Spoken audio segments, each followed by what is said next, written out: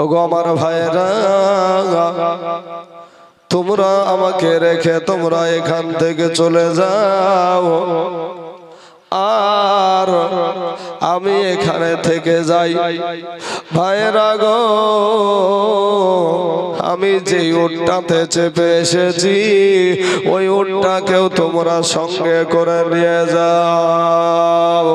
ভাইরা বলল, ভাই রে, ওরে আব্দুল্লাহ, আল্লাহ অসুখ দিয়েছে, অসুখ ভালো হবে রে আব্দুল্লাহ। আজ তুই যে উটটা পাঠায়া দিয়েছিস, তুই আবার কিসে বছরে আবার তুই মক্কাতে যাবি? আব্দুল্লাহ বলছে, না, আমার আর মক্কা যাওয়া হবে না, আমার আর আমেনার সাথে দেখা হবে না, আমার আর কাবা শরীফ তওয়াফ করা হবে না, আমার আর বাবার সাথে দেখা হবে না। আব্দুল্লাহ বুঝে গেছে আর তার মক্কা যাওয়া হবে না। ভাইদেরকে বিদায় করে দেয়া বলছে, ভাইয়েরা গো, আমার এই উটটাকে নিয়ে গিয়া আমার আমেনার কাছে তো তোমরা দুয়ারে হাঁকায়া দিও। খালি উটটা দেখে আমার আমেনা কত কাঁদবে, আমার আমেনাকে যেন তোমরা কেউ আঘাত দিয়ে কথা বলিও না। আমি বাড়ি থেকে যখন আসি আমার আমেনাকে এমন কিছু আমি বেশি টাকা পয়সা দিয়ে আসতে পারিনি, আমার আমেনাকে তোমরা একটু বুঝাইয়া বলিও। সম্মানিত ভাই, সমস্ত ভাইগুলো আপনার চলে আসে। এইদিকে হযরত আমেনা 16 বছরের আমেনা, অল্প বয়সের আমেনা বাবা রাস্তার দিকে তাকায় আছে। আমার স্বামী কেন আসে না, আমার স্বামী কেন ব্যবসা থেকে ফিরে না? বাবা গো, দেখছে একটা উটের দল চলে আসছে। আমেনা চালাক মহিলা বাপ, চিন্তা করছে এই উটের দলের ভিতরে মনে হয় আমার স্বামী আসছে। এমন সুমাদে বাবা রে, আব্দুল মুতাল্লিবের আপনার আঙ্গিনাতে ওই দলটা বাবা ঢুকতে শুরু হয়ে গেল, উটগুলা প্রবেশ করতে শুরু হয়ে গেল। এবার আমেনা একটা একটা করে গুনতে গুনতে গুনতে গুনতে বাবা যখন 9 নম্বরের উটটা চলে গেছে, 10 নম্বরের উটটার দিকে তাকায়া দেখে গো, ওই উটটার চোখ দিয়া জানে বাবা বছর নয়নে পানি ঝরে যাচ্ছে। উটের ওপরে কোনো মানুষ নাই, উটের ওপরে কোনো সওয়ারি নাই। আমেনা চিন্তা করছে, তাই আহারে 10 নম্বর উটটা কেন খালি দেখা যায়? তাহলে কি আমার স্বামী আর দুনিয়ার জমিনে বেঁচে নাই? বাবা গো, সব ভাইগুলো আব্দুল মুতাল্লিবের কাছে হাজির হয়ে গেল। আব্দুল মুতাল্লিব বলছে, বেটা রে, তোরা কোথায় ব্যবসা করেছিস, কত টাকা লাভ করেছিস সেটা আমার জানার প্রয়োজন নাই, একটা বার বল আমার ছোট বেটায় আব্দুল্লাহ কই, আমার ছোট বেটায় আব্দুল্লাহ কই রে, আমার ছোট বেটাটা কই? এ মুসলমান ডাক দিয়া ভাইয়েরা বলল, চাপ্পা গো, চিন্তা করেন না, আপনার ছোট বেটা অসুস্থ হয়েছে, অসুখ হয়ে গেছে। ওই মদিনার জমিনে ওই আজমির নাদার গোত্রের ভিতরে তাকে রেখে দিয়া নানা নানির বাড়িতে রেখে দিয়া চলে এসেছি। এ বাবারা, এবার আব্দুল মুতাল্লিব আব্বাজান বলছে, আব্বা ডাক দিয়া বলছে, বেটা রে, অসুস্থ ভাইকে রেখে দিয়া চলে আসলি রে বেটা, অসুস্থ ভাইকে রেখে দিয়া তোরা চলে আসলি। আমি জন্মদাতা পিতা, আমি জন্মদাতা আব্বা জানা, আমি যদি মরেও যেতাম এরপরেও আমার অসুস্থ বেটাকে আমি রেখে আসতাম না। জোরে বলেন সুবহানাল্লাহ।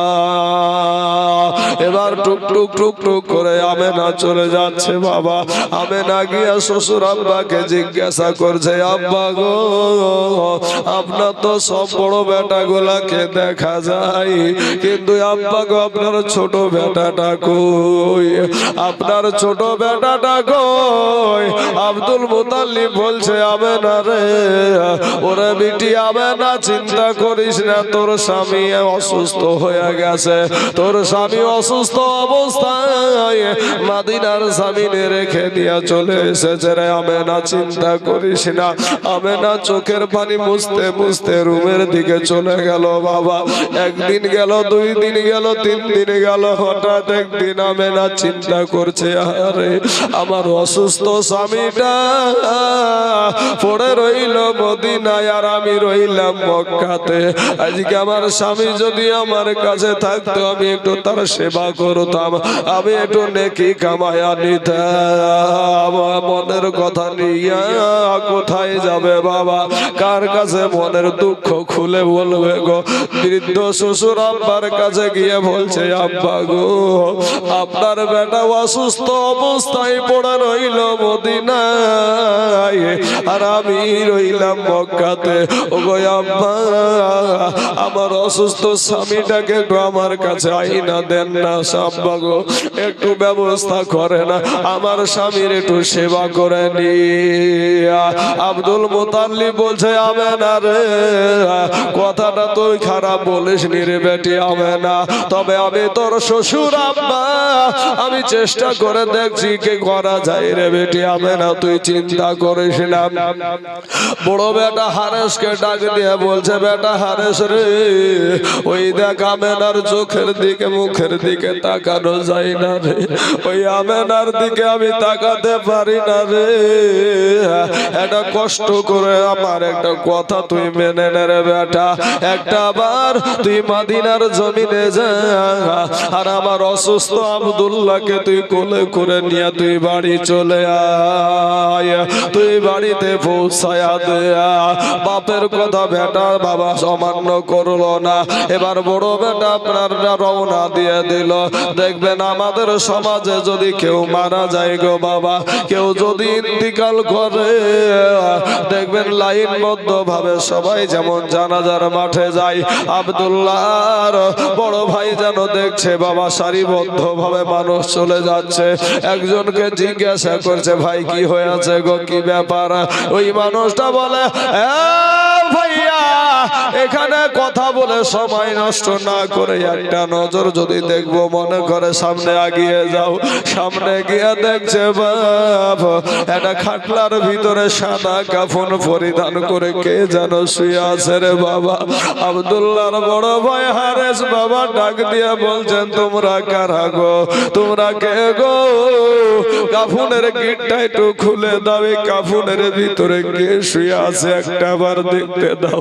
বাবা কাফনের গিটটা যখন খুলে দিল, দেখছে তার সেটার কেউ ছিল না বাবা, সেটা ছিল আব্দুল্লাহ আমার নবীজির আব্বা জান। বাল্যকালে এ মা বাবা জান মহারে রে,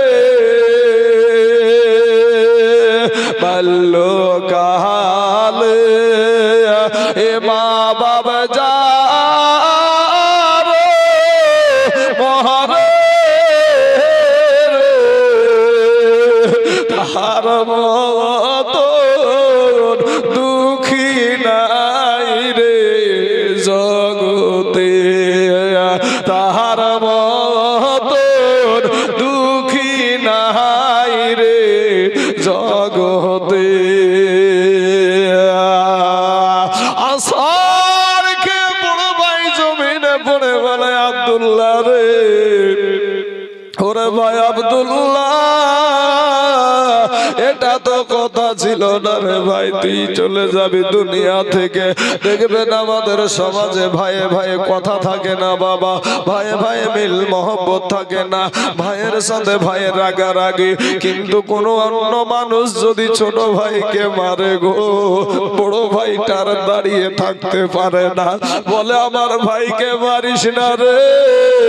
আমার ভাইকে মারিস না, বড় ভাই নিজে মার খায়, এরপরেও ছোট ভাইকে মারতে দেয় না। মুসলমান মায়ের পেটের ভাই কোথায় গেলে পায়? আজ সেই ভাইকে কত জনা পর করে রেখেছ রে বাবা, কত জনা ভাইকে ভাই বলে ডাকো না, বড় ভাইকে সম্মান দাও না। যুবক রে, ভাই ভাই মিল মোহাম্মতটা রাখি ওরে বাবা। সোনা মানিক, এবার বাবা ওই আব্দুল্লাহকে আপনার দাফন করে দিল কবরের পাশে। বাবা দেখবেন আমাদের সমাজে কোন সন্তানের যদি মা মারা যায় গো, কোন সন্তানের যদি বাবা মারা যায়, ওই সন্তানটাকে বাবা আর তাকে ডেকে ডেকে ডেকে ডেকে নিয়ে আসা যায় না, তাকে বুঝায়া বুঝায়া বাবা কবরের কাছ থেকে নিয়ে আসে। ওই রকম বাবা ওই কবরের পাশে যেন বাবা আব্দুল্লাহর বড় ভাই হারেস কান্দাছে। একটা বাবাজি রাখাল ছেলে, একটা যুবক ছেলে আপনার পাহাড়ের দিক থেকে দৌড়ে এসে যেন বলছে, চাচা গো কবরের পাশে কাঁদবেন না গো চাচা, কবরের পাশে কাঁদবেন না, কবরের পাশে কাঁদিয়েন না গো চাচা। আপনি এই কবরের পাশে এত কান্না করছেন, বিষয়টা কি, ব্যাপারটা কি? এই কবরের ভিতরে আপনার কে শুয়ে আছে? হারেস ডাক দিয়া বলল, বালক রে, এই কবরে যে শুয়ে আছে এটার অন্য কেউ না, এটা হইল আমার কলেজার টুকরা নয়নের পার আমার ছোট ভাই, এটা হইল আমার ছোট ভাই। এই কথা বলার পরে বাবা গো আমার সোনা মানিকেরা, ইন দি মিন টাইমে বাবাজি ওই ছেলেটা বলছে, চাচা গো আমার একটা কাজ সহজ হয়ে গেল। বলে কি সহজ? আপনার ভাই যখন দুনিয়া থেকে চলে যাবে এর কিছু সময়তে আগাতে কিছু সময় আগে আমাকে একটা আমানত দিয়ে গেছে, তার হাতের নাম লেখা আংটিটা আমাকে দিয়ে গেছে, আর বলেছে তুমি তো এই পাহাড়ে পাহাড়ে এই দেশে তুমি ছাগল বকরি চড়াও, যদি কোন রকমের সত্যবাদী একটা মক্কার মানুষ পেয়ে যাও, এই সত্যবাদী এই মক্কা মানুষটার হাতে আমার আংটিটা দিয়ে দিও, এই আংটিটাকে জানো আমার আমেনার কাছে পৌঁছায়া দেয়। হারেস বলে, বাবা রে তোমাকে কি আমার আর কোনো কথা বলেছে নাকি? বলে হ্যাঁ আর একটা কথা বলে নাই, তবে আমি একটু বুঝতে পারলাম ওই আব্দুল্লাহ যেন আল্লাহর সাথে কথা বলছিল। জোরে বলেন সুবহানাল্লাহ। কি বলছিল? সেদিন হয়তো আব্দুল্লাহ বলেছিল, আল্লাহ গো আমার বাড়ি হলো মক্কাতে আর আমার কবর হলো মদিনাতে, আমার বাড়ি হলো মক্কাতে আর আমার কবর হলো মদিনাতে, আল্লাহ গো আমার আমেনার কবর যেন হয় সোনার মদিনায়। আমার আল্লাহ হয়তো সেদিন বলেছিল, আব্দুল্লাহ রে, ওরে আব্দুল্লাহ তোর বাড়ি হলো মক্কাতে আর কবর হলো মদিনায়, ওই আমেনার কবর হবে মদিনায়, আর তুই যে আমেনার পেটে একটা সন্তান ছেড়ে এসেছিস, ওই নূর নবীর রওজা মুবারক হবে সোনার মদিনায়। জোরে বলেন সুবহানাল্লাহ। এ মুসলমান বাবাজিরা, আমার ভাই জানেরা, আমার আব্বা জানেরা গো, এবার বাবা হারেস আবার খালি হাতে ফিরে চলে আসে। আমেনা এইদিকে বাবা একটা স্বপ্ন দেখছে। বাবা কি স্বপ্ন দেখছে? যে তার বুকের একটা নূর, তার বুকের একটা জ্যোতি, তার বুকের একটা আলা বুক থেকে বেরিয়ে যেন আসমানে গিয়া হারিয়ে গেছে। এমন সময়তে চোখটা খুলে গেল বাবা, এমন আশ্চর্যজনক স্বপ্ন দেখে আর স্থির থাকতে পারলো না, একেবারে ছুটতে ছুটতে গিয়া দা শ্বশুর আব্বাকে গিয়া বলছে, আব্বা গো, ও গো আমার আব্বা জান, আমি সারা রাত্রি জাগিয়েছিলাম গো আব্বা, কিছুক্ষণের জন্য আমার চোখটা লেগে গিয়েছিল, কিন্তু আমি স্বপ্নে দেখলাম আমার একটা বুকের নূর যেন বেরিয়ে গিয়ে আসমানে হারায়া গেল।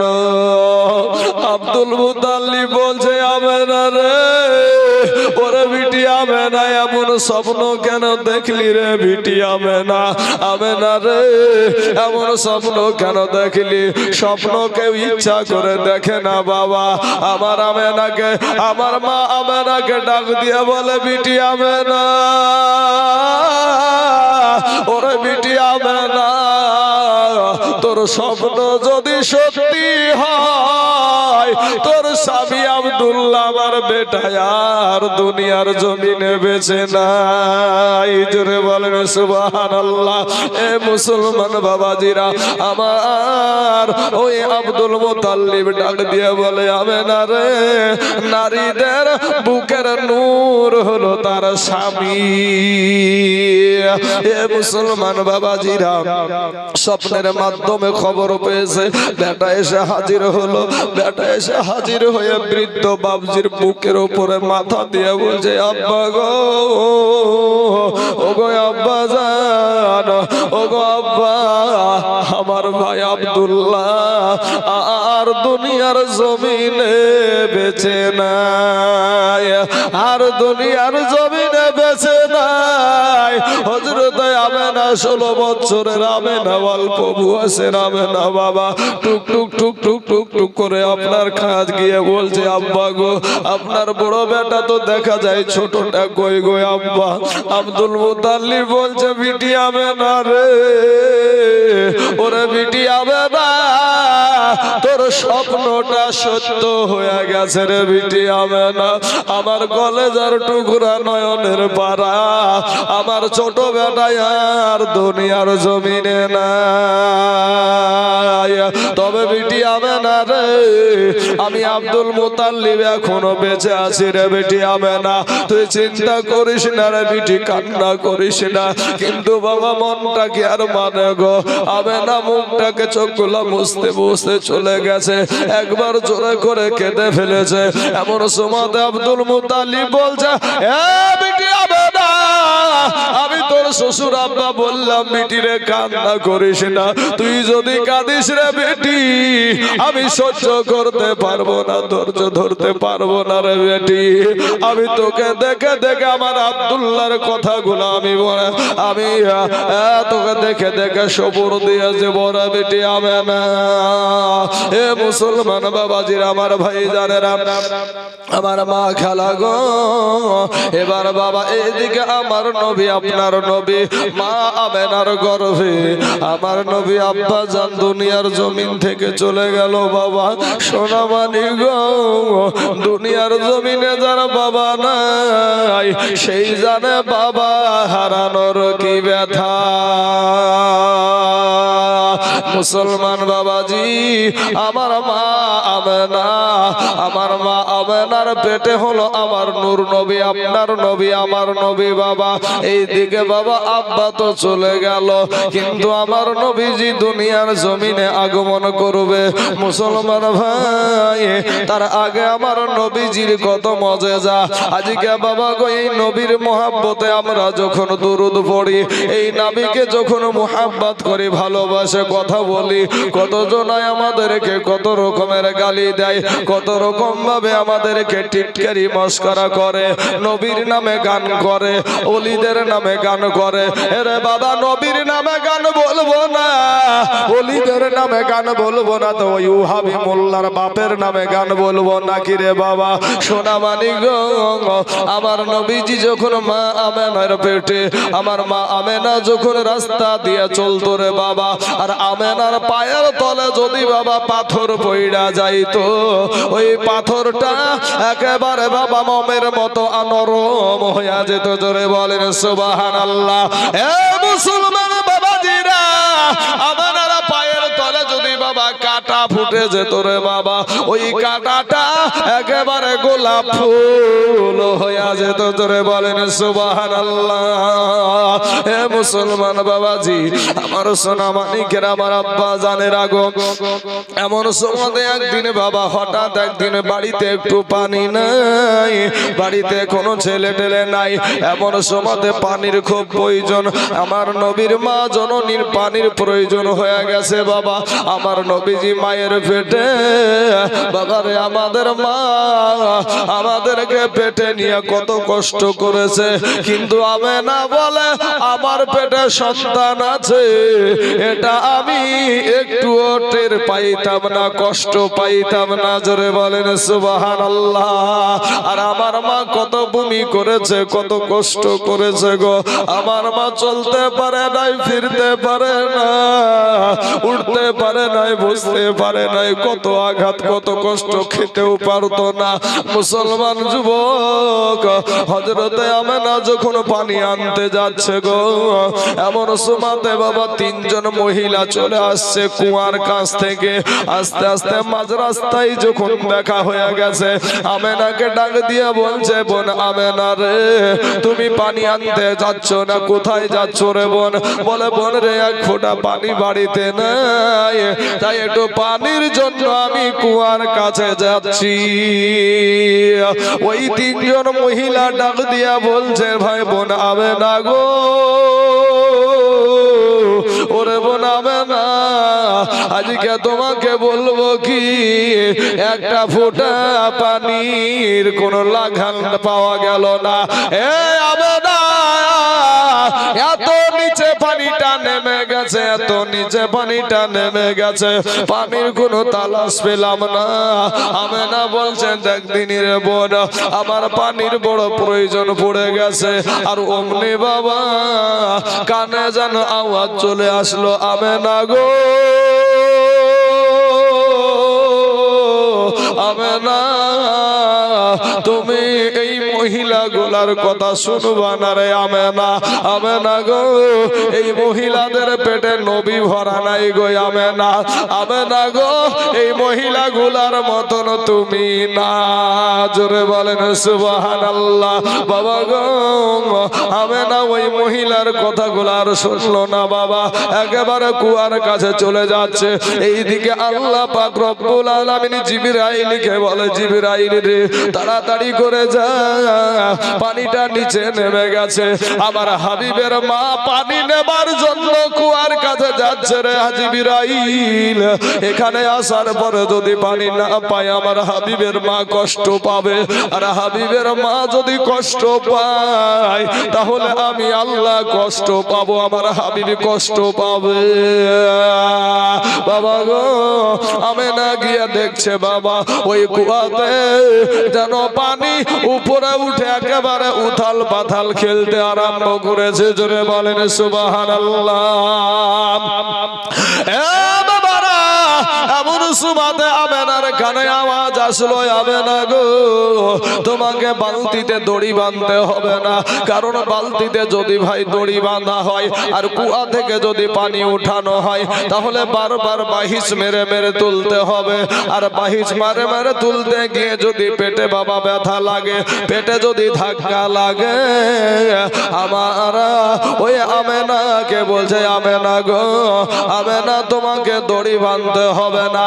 আর আমেনার পেটে ধাক্কা লাগা মানে আল্লাহর আরশে ধাক্কা লাগা। জোরে বলেন সুবহানাল্লাহ। আমেনা দড়ি বাঁধা বাঁধিয়ে পুকুর থেকে আমরা যেমন পানি উঠায় আনি, অমনি ভাবে বাবা পানি উঠায় আনিল। এ মুসলমান, আমার নবীজির জীবনী বলে শেষ হবে না বাবা। কমিটির তরফ থেকে একটা আবদার আছে, আমি ওই দিকে যাব।